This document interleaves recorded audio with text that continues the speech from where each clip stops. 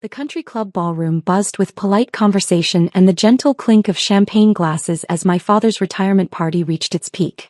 40 years of dedicated service to Henderson and Associates had earned him this celebration, complete with speeches from partners, a gold watch presentation, and enough legal industry networking to power a small law firm. I stood in the corner near the silent auction table, watching my family work the room with practiced ease, discussing stock portfolios, vacation homes, and their children's prestigious careers. All except me, of course. I was wearing a simple black dress that I'd owned for 3 years, my hair pulled back in a messy bun secured with a paint-stained hair tie I'd forgotten to replace. My hands, despite my best efforts with a scrub brush, still showed traces of ultramarine blue under my fingernails from this morning's work session. To everyone at this party, I was Elena Martinez, the 31-year-old disappointment who'd wasted a perfectly good business degree to play with finger paints in a converted garage studio. Elena, sweetheart, my Aunt Margaret approached with her practiced charity smile, the same one she used at hospital fundraisers and museum galas. You look artistic tonight. Very bohemian chic. Behind her followed my Uncle Richard, my father's younger brother who'd built a small empire in commercial real estate development. His wife Patricia clung to his arm, dripping in jewelry that caught the light with every gesture. My cousin David trailed behind them, fresh from his promotion to senior associate at a prestigious investment firm, his wife Jessica radiating the confidence that came from never having to check a bank balance. Still living in that little studio apartment? Patricia asked with false concern. I keep telling Richard we should help you find something more suitable. Maybe a nice one-bedroom in a safer neighborhood. The studio works fine for me, I replied quietly, taking a sip of water while they drank champagne that cost more per bottle than most people spent on groceries in a month. Studio, Uncle Richard chuckled, shaking his head. That's a generous term for a converted garage. Elena, honey, you're 31 years old. Don't you think it's time to consider a more stable career path? I could get you an entry-level position at my company. Nothing fancy, but it would be a start toward building a real future. My cousin David nodded enthusiastically. Uncle Richard's right, Elena. The art thing is fun as a hobby, but you need to think about retirement planning, health insurance, building equity. I could show you some investment portfolios that would set you up nicely if you started contributing now. What kind of art do you even do? Jessica asked, her tone suggesting she was asking about a particularly exotic form of pest control. Still those little paintings you used to give everyone for Christmas? The conversation was attracting attention now. Other family members were drifting over, sensing drama or perhaps just curious about the annual, what are we going to do about Elena discussion that happened at every family gathering. She paints landscapes, my mother explained with the patient tone of someone discussing a child's finger painting phase. Very pretty, very peaceful. He's quite talented actually. It's just not exactly a career, you know? Mom, my younger sister Amanda chimed in, resplendent in her medical residency confidence. Elena's paintings are actually really good. I have one in my apartment. It's just that the market for that kind of work is so limited. Maybe she could teach art classes or something. Make it more practical. Teaching is a wonderful idea, agreed my Aunt Margaret. Very stable. Good benefits. Elena, you should look into getting certified. The school district is always looking for art teachers. My father, the guest of honor himself, approached our growing circle. At 65, he still carried himself with the bearing of a successful attorney, his silver hair perfectly styled, his custom suit impeccable despite the evening's festivities. He'd worked his entire life to build the respected career and comfortable lifestyle that had allowed him to send both his daughters to prestigious universities. What's all the excitement over here? He asked, though his expression suggested he already knew. We're just discussing Elena's future, Uncle Richard explained, trying to help her see that she needs to make some practical decisions about her career. This art phase has gone on long enough. Phase, I repeated softly. Well, yes, Patricia said with a laugh. I mean, it's been 10 years now? At some point you have to grow up and join the real world. Look at Amanda. She's going to be a surgeon. Look at David, he's already making 6 figures in finance. Even your cousin Sarah just got promoted to marketing director at that tech company. Speaking of which, David added, Sarah's company is looking for a graphic designer. It's not exactly fine art, but it would be using your skills in a commercial setting. Steady paycheck, benefits, room for advancement. I could put in a word. The circle of family members had grown to include most of the party now. Even some of my father's colleagues had wandered over, curious about the animated discussion. I felt like a specimen under a microscope, being examined and found wanting by people who measured success solely in salary figures and job titles. Still painting those little pictures? Uncle Richard's voice had taken on the tone he used when he was about to deliver what he considered tough love. Elena, I'm going to be blunt because someone needs to be. You're 31 years old, living in a garage, driving a 15-year-old car, wearing the same 3 dresses to every family event. When are you going to get a real job and start building a real life? The words hung in the air like smoke. Even the background noise of the party seemed to fade as everyone waited to see how I would respond to this public intervention. Uncle Richard makes some valid points, my father said gently. Elena, your mother and I love that you're pursuing your passion, but we worry about your future. About your security. About what happens when you're our age and you haven't built anything substantial. Art is beautiful, my mother added quickly, but it's not practical. It's not reliable. You can't build a family or a future on something so uncertain. I looked around the circle of concerned faces. These people who loved me, who wanted what they thought was best for me, who genuinely believed they were helping by trying to steer me toward conventional success. They saw my paint-stained clothes and my modest lifestyle and my refusal to pursue traditional career advancement, and they worried I was throwing my life away. They had no idea that my little pictures had been selling for 6 figures each for the past 3 years. You know what? I said finally, setting down my water glass. Maybe you're right. Maybe it is time I considered some changes. Uncle Richard beamed. That's the spirit. The first step is admitting you need to be more practical. Speaking of practical, David added, I brought some investment brochures in my car. We could go over them right now, start planning your financial future properly. That's very thoughtful, I replied. But I think I should probably discuss any major financial decisions with my current advisor first. Current advisor? Patricia looked confused. Elena, honey, you don't make enough money to need a financial advisor. Well, technically I use a wealth management firm, I clarified. They handle most of the portfolio diversification and tax planning. It gets complicated when you're dealing with multiple income streams and international sales. The confusion on their faces was almost comical. They looked like I'd started speaking in ancient Greek. Multiple income streams? Amanda asked slowly. Elena, what are you talking about? Before I could answer, a commotion near the ballroom entrance caught everyone's attention. The maitre d' was escorting a distinguished gentleman in an expensive suit through the crowd, clearly someone of importance based on the deference being shown. That's Marcus Whitfield, someone whispered. He owns the Whitfield Gallery downtown. What's he doing here? The distinguished man was scanning the room, clearly looking for someone. When his eyes found me, his face lit up with genuine pleasure, and he began making his way through the crowd with purposeful strides. Oh no, I muttered under my breath. Ms. Martinez. Marcus Whitfield's voice carried across the ballroom as he approached our group. There you are. I've been looking everywhere for you. I have wonderful news about your collection. The circle of family members parted like the Red Sea as he reached us, his presence commanding immediate attention. Marcus Whitfield was a legend in the art world, a man whose gallery had launched the careers of dozens of internationally renowned artists. His endorsement could make or break an artist's reputation. Mr. Whitfield, I said quietly, this really isn't the best time. Nonsense, he exclaimed, his enthusiasm bubbling over. This news can't wait. The Tokyo exhibition was an unprecedented success. Every single piece sold within the first hour. The collectors were literally bidding against each other for your landscapes. Your Mountain Dawn series went for $2.3 million alone. The silence that followed was so complete you could have heard a pin drop on the carpet. Every face in our circle had gone slack with shock. Uncle Richard's champagne glass slipped from his nerveless fingers and shattered on the floor.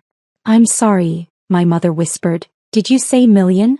Marcus Whitfield turned to her with a beaming smile. Oh, you must be Elena's family. How wonderful to meet you. Yes, $2.3 million for just 3 pieces in that series. The complete Tokyo collection totaled $15.7 million in sales. Absolutely extraordinary for a single exhibition. 15. David's voice cracked. $15 million. And that's just this month's sales, Marcus continued cheerfully. Between the Tokyo exhibition, the private collector sales in London, and the permanent installations we've placed in major museums, Elena's annual income is approaching the 8-figure range. We're projecting she'll cross the $50 million threshold in annual sales within the next 18 months. He turned back to me, oblivious to the shell-shocked faces surrounding us. Which brings me to why I'm here. The Louvre has made an offer for your Eternal Seasons collection. They want to create a permanent wing dedicated to contemporary American landscape painting, with your work as the centerpiece. The acquisition offer is $75 million for the complete collection. The Louvre. Amanda whispered. As in, the Louvre in Paris? The very same. Marcus beamed. Elena would be the youngest American artist ever to have a permanent exhibition there. It's absolutely unprecedented. Uncle Richard made a sound like a deflating balloon. Patricia had gone completely white. David was staring at me as if I'd suddenly sprouted wings. Elena, my father's voice was barely audible. Is this real? I tried to tell you, I said softly. You just never asked about the details. Marcus Whitfield looked around at the stunned faces with growing confusion. I'm sorry, is something wrong? Did I interrupt something important? No, I said quickly. Nothing important. Just a family discussion about career choices. Ah, well, speaking of career choices, Marcus brightened, I have another proposal. The Metropolitan Museum of Art wants to commission a new series specifically for their American wing renovation. They're offering a $20 million commission for 12 large-scale pieces. It would be a 2-year project with your work featured prominently in their marketing campaign. 20 million? Jessica breathed. Plus royalties from prints and licensing, Marcus added. Elena's work has become quite popular for high-end residential and commercial spaces. The licensing deals alone bring in about $3 million annually. He pulled out his phone and showed us a series of photos. These are from the penthouse installation we completed last week. A tech billionaire in San Francisco commissioned Elena to create a custom series for his new home. 12 pieces, $8.5 million total. The photos showed massive, breathtaking landscape paintings displayed in a space that looked like something from an architecture magazine. Each piece was easily 6 feet tall and proportionally wide, painted with a level of detail and emotional depth that made them seem almost alive. Elena painted those? Amanda whispered. Elena painted those, Marcus confirmed. In her studio. Which, by the way, Elena, the contractor, finished the expansion last week. Your new workspace is ready whenever you want to see it. Expansion? My mother asked faintly. Elena bought the building next to her current space, Marcus explained. She's creating one of the most advanced private art studios on the West Coast. Climate-controlled storage for her collection, professional lighting systems, space for large-scale work. The renovation cost about $2.8 million, but it will allow her to take on even more ambitious projects. She bought a building? Patricia's voice was barely a squeak. I sighed. I bought 3 buildings actually. The studio space, a gallery for exhibitions, and a residential property. It seemed like a good investment. The residential property, Marcus added helpfully, is that gorgeous Victorian mansion in the Arts District. Elena's been restoring it to period authenticity while adding modern amenities. The architecture magazines are calling it one of the most beautiful private residences in the city. Uncle Richard was swaying slightly as if the room was spinning around him. Elena, you own a mansion? It's not that big, I said defensively. Only 12 rooms. And most of them are going to be used for displaying art and hosting small exhibitions. I'm thinking of starting a foundation to support emerging artists. 12 rooms, David repeated numbly. Marcus checked his watch. Speaking of which, Elena, I hate to rush, but the transportation company needs an answer about the collection pickup. Should we proceed with moving your pieces to the secure storage facility tonight, or would you prefer to wait until tomorrow? What collection pickup? My father asked. Elena's keeping several major pieces in her private residence, Marcus explained. But the insurance company requires that anything valued over $5 million be stored in a specialized facility when not on display. Just a precaution. How many pieces are we talking about? Amanda asked. Marcus consulted his phone. 37 pieces currently in Elena's personal collection, with a combined value of approximately $127 million. Though that number fluctuates based on market conditions and auction results. The number hit the group like a physical blow. Several people actually staggered. Uncle Richard had to grip the back of a chair for support. $127 million, my mother whispered. In paintings. That Elena painted. Oh, that's just her personal collection, Marcus clarified. The pieces she's keeping for herself. The total value of Elena's lifetime work is considerably higher. We estimate her complete body of work, including pieces in museums and private collections worldwide, is valued at over $400 million. 400. David couldn't finish the sentence. I looked around at my family's shocked faces. These people who had spent the last hour telling me I needed to get a real job and start being practical about my future.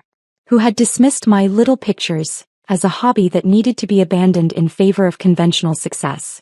Elena, my father's voice was hoarse. Why didn't you tell us? Why did you let us think? Think what? I asked. That I was a failure because I didn't have a traditional job?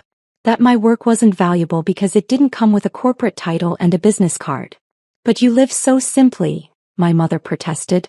Your clothes, your car, My lifestyle choices aren't about what I can afford, I interrupted gently. They're about what matters to me. I don't need designer clothes or luxury cars to feel successful. I need to create art that moves people, that makes them feel something real. Marcus nodded approvingly. Elena's dedication to her craft is legendary in the art world. She works 12 to 14 hours a day in her studio. She's turned down lucrative commercial projects that didn't align with her artistic vision. Her integrity is part of what makes her work so sought after. You turned down commercial projects? Uncle Richard asked weakly. Last month I declined a $12 million commission from a casino chain, I confirmed. They wanted me to create pieces that would encourage gambling. It didn't feel right. You turned down $12 million? Patricia sounded like she might hyperventilate. Money isn't everything, I said. Artistic integrity matters more than profit. Marcus checked his watch again. Elena, I really do need an answer about the transportation. The security team is standing by. Go ahead with the pickup, I decided. I trust your judgment about the storage facility. Excellent. And the Louvre decision? They need an answer by Monday. I considered for a moment. Tell them yes, but I want to negotiate the terms. I don't want my work treated as just another acquisition. I want to be involved in the exhibition design and the educational programming. Brilliant approach, Marcus beamed. I'll set up a call with their curator tomorrow. As he walked away, presumably to coordinate the movement of millions of dollars worth of art, I turned back to my family. They were all staring at me as if seeing me for the first time. Elena, Uncle Richard's voice was hoarse. I owe you an apology. A massive, groveling apology. We all do, my father added quietly. We've been so worried about your future, so focused on conventional measures of success, that we completely missed the fact that you'd already built something extraordinary. But why didn't you tell us? Amanda asked. Why did you let us worry about you? Because I wanted to know that you loved and respected me for who I am, not for what I've achieved, I said simply. I wanted to know that your approval wasn't contingent on my bank account. The truth of that statement settled over them like a heavy blanket. They realized that their concern for my future had been less about my happiness and more about their own comfort with how my life looked from the outside. Elena, my mother's voice was soft. Can you forgive us? Can you forgive us for being so blind, so judgmental? There's nothing to forgive, I said, meaning it. You were worried about someone you love. That comes from a good place, even if the execution was flawed. David cleared his throat. So, about that financial advisor recommendation I was going to give you. I'll stick with Goldman Sachs for now, I said with a small smile. But thank you for thinking of me. Goldman Sachs manages your portfolio? Jessica squeaked. They handle the conservative investments. The art market investments are managed by a specialist firm in New York. Uncle Richard shook his head in amazement. Elena, I feel like such an idiot. Here I was offering you an entry-level job at my company, and you probably make more in a month than I do in a year. Success isn't a competition, Uncle Richard. Your real estate business is impressive and important. You've built something meaningful. But not like this, he gestured vaguely, presumably encompassing my entire artistic empire. This is extraordinary. It's what happens when you follow your passion and work harder than everyone else thinks is reasonable, I said. And when you get lucky with timing and market conditions. Luck had nothing to do with it, my father said firmly. This is talent and dedication and vision. We were just too caught up in our own definitions of success to see it. Marcus reappeared at my elbow. Elena, the transportation is arranged. Your pieces will be secure by midnight. And I've confirmed the call with the Louvre for 9 a.m. tomorrow, Paris time. Shall I arrange for the private jet, or would you prefer to handle the travel yourself? Private jet, several family members said in unison. I'll handle my own travel arrangements, I said quickly. But thank you for coordinating the call. Of course. Oh, and the documentary crew from Arts and Culture wants to confirm the filming schedule for next week. They're very excited about the behind-the-scenes piece on your creative process. Documentary? Amanda asked. PBS is doing a feature on contemporary American artists, I explained. They're filming a day in my life, interviewing collectors and curators. It's part of their effort to make art more accessible to general audiences. My daughter is going to be on PBS, my mother said wonderingly. Assuming the filming goes well, I cautioned. Marcus laughed. Elena, you're the most articulate artist I've ever worked with. The filming will be fantastic. He checked his watch one final time. I really must run. The art world never sleeps. Elena, enjoy your father's party. You've earned a night of celebration. As he left, the circle of family members continued to stare at me in various states of shock and awe. Elena, my cousin David said slowly, I have to ask. When you said you were fine financially, what did that actually mean? It meant I'm fine financially, I said with a shrug. I can pay my bills, save for the future, and pursue my work without worrying about money. But specifically, Patricia pressed, what does fine look like when your paintings sell for millions? I considered how much to reveal. My accountant estimates my current net worth at around $180 million, not including the value of works I'm keeping in my personal collection. The silence that followed was broken only by the sound of Patricia's champagne glass joining Uncle Richard's on the floor. $180 million, my father repeated slowly. It's not about the money, I said quickly. It's about creating something that outlasts me. Something that will still move people and inspire them long after I'm gone. But the money doesn't hurt, David said weakly. The money allows me freedom, I agreed. Freedom to take risks, to experiment, to turn down projects that don't feel right. It's a tool, not a goal. Uncle Richard was shaking his head. Here I've been bragging about my successful real estate business, and my niece has been quietly building an art empire that makes my net worth look like pocket change. Success isn't a competition, I repeated. Besides, your business provides homes and commercial spaces for people. That's important work too. But Elena, Amanda said, why do you still live so modestly? If you have that kind of money, why not? I don't know, live like it. Because that's not what makes me happy, I said simply. I don't need a fancy car or designer clothes or a huge house filled with things I don't use. I need time and space to paint. I need the freedom to create without distractions. But the mansion Marcus mentioned is primarily a gallery and workspace, I explained. The residential portion is quite modest. I care more about having good natural light and proper ventilation for my studio than I do about marble countertops or gold fixtures. My mother was looking at me with new eyes. Elena, I feel like I don't know you at all. All these years we thought. You thought I was your struggling artist daughter who needed guidance and worry and intervention, I finished. And I am your daughter. The struggling and artist parts are still true too. Every painting is a struggle.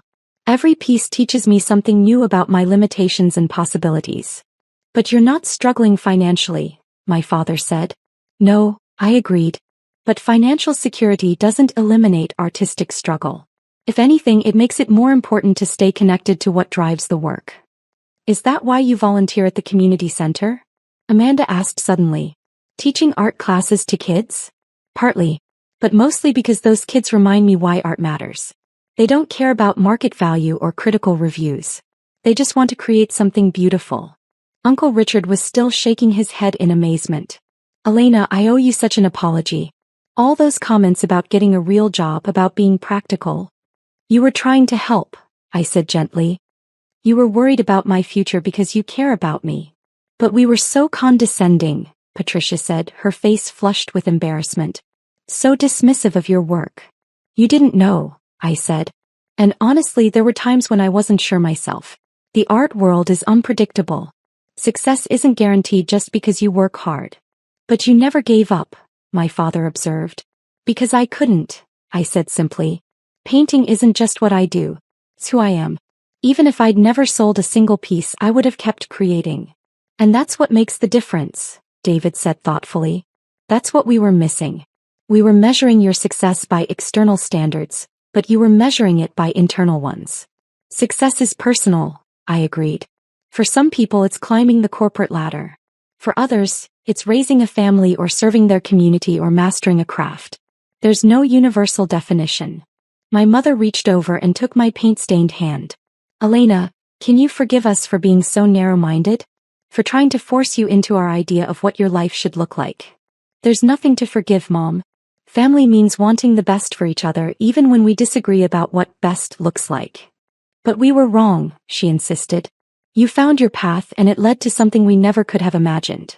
You weren't wrong to worry, I said. The art world is risky and unpredictable. Most artists do struggle financially their entire lives. You had legitimate concerns. But we should have trusted you, my father said. We should have believed that if anyone could make it work, it would be you. You do trust me now, I pointed out. That's what matters. Uncle Richard raised his champagne glass. To Elena Martinez, world-renowned artist, and to the rest of us learning that success comes in many forms. To family, I countered, raising my water glass. And to supporting each other's dreams, even when we don't understand them. As the evening wound down and the last guests departed, my family gathered around me with new respect and understanding. They had learned something important about assumptions and success and the danger of measuring other people's lives by your own standards. And I had learned something too.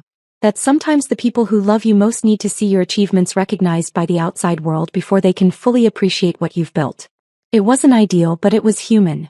3 months later, the PBS documentary aired, featuring my family prominently in segments about the importance of supporting artists. Uncle Richard had become one of my biggest advocates, using his real estate connections to help other artists find affordable studio spaces. My father, in particular, had embraced his role as the parent of a successful artist. He'd started attending gallery openings and art fairs, learning the language of the art world with the same dedication he'd once applied to legal briefs. But the biggest change was in how we talked to each other. No more assumptions about what success looked like. No more dismissive comments about unconventional career paths. We had all learned to ask questions instead of making judgments. And every family gathering now included a new tradition, a toast to following your passion wherever it might lead.